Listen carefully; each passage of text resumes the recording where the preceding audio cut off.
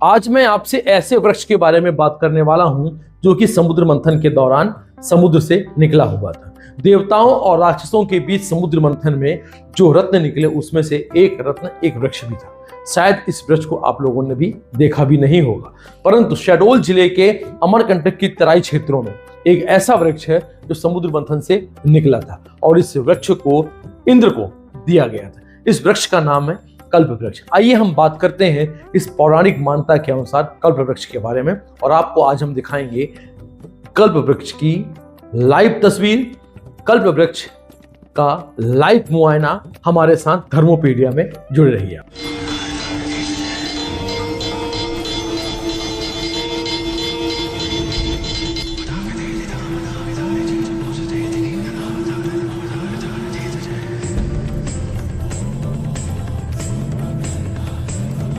पौराणिक मान्यताओं के अनुसार देवताओं के द्वारा किए गए समुद्र मंथन के दौरान 14 रत्न प्राप्त हुए थे, जिनमें से एक कल्प वृक्ष भी था।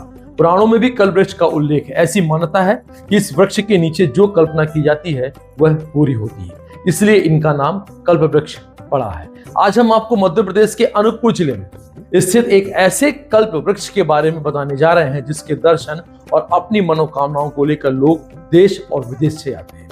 दरअसल आज हम आपको जिस कल्प वृक्ष के बारे में बताने जा रहे हैं जो अनूपपुर जिले के कोलारी पंचायत के शिवनी संगम स्थित है। यह कल्प वृक्ष अमरकंटक की तराइयों पर स्थित है। अमरकंटक से लगभग 40 किलोमीटर दूर यह पवित्र वृक्ष नर्मदा तट पर स्थित है। यह स्थानीय लोगों के लिए साथ साथ पर्यटकों के लिए भी आस्था और आकर्षण का केंद्र बना हुआ है। सनातन धर्म में कल्प वृक्ष को स्वर्ग का वृक्ष कहा जाता है। इसका उल्लेख वेद और पुराणों में भी मिलता है। हिंदू मान्यताओं के अनुसार समुद्र मंथन के दौरान 14 रत्न निकले थे, जिसमें एक कल्प वृक्ष के रूप में भी उत्पन्न हुआ था।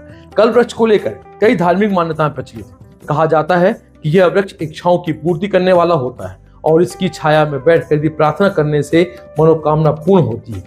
यही कारण है कि दूर दूर से श्रद्धालु आकर यहाँ पूजा अर्चन करते हैं और इस पवित्र स्थान और कल्प वृक्ष का आशीर्वाद भी प्राप्त करते हैं। इस वृक्ष के संरक्षण को लेकर प्रशासन से हाल में कुछ कार्य करवाए थे, लेकिन यहाँ तक पहुँचने के लिए लोगों को काफी परेशानियों का सामना करना पड़ता है। बरसात के दिनों में लोग खराब रास्ते की वजह से यहाँ तक नहीं पहुँच पाते हैं। मनोकामनाएं होती हैं पूर्ण इस वृक्ष के नीचे। आइए थोड़ा सा समझते हैं ये लॉजिक क्या है।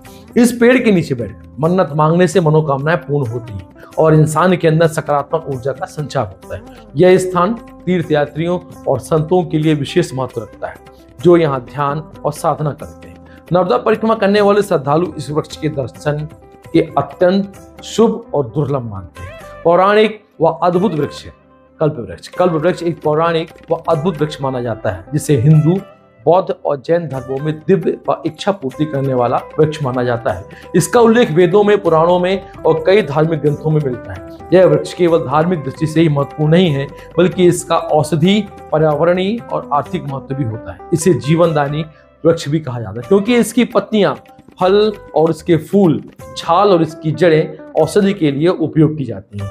धार्मिक दृष्टि से महत्वपूर्ण कल्प वृक्ष और इसके आसपास का क्षेत्र न केवल धार्मिक दृष्टि से महत्वपूर्ण है, बल्कि पर्यावरणीय दृष्टि से भी इसका विशेष महत्व होता है। प्रशासन और स्थानीय समुदाय एवं ऐतिहासिक वृक्ष के संरक्षण के लिए इसमें प्रयासरत है, ताकि आने वाली पीढ़ियां भी इसकी महिमा का महसूस कर सकती हैं। अगर आप भी प्रकृति की गोद में आध्यात्मिक शांति और चमत्कारिक अनुभूति पाना चाहते हैं तो एक बार शिवनी संगम गांव में स्थित कल्प वृक्ष की यात्रा जरूर करें।